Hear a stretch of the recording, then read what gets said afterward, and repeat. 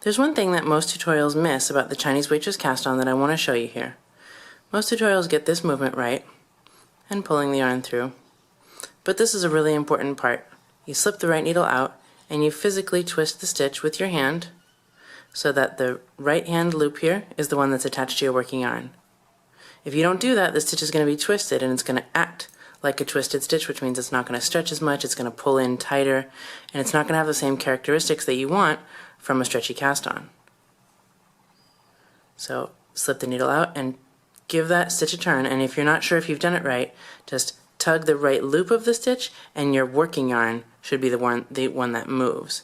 That should be on the right there, and then you can insert the right hand needle.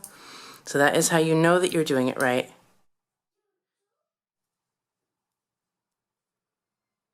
Sorry about that.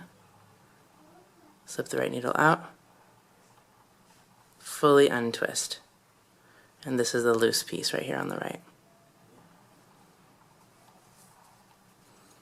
So if you do it like this with the full twist, you're going to be really doing it the way that Cap C's and her friend, who made this cast-on famous, intended for it to be done.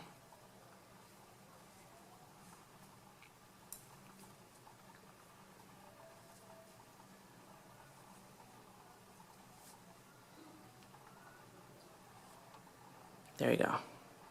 That all-important twist is the key to doing the Chinese Waitress Cast-On correctly.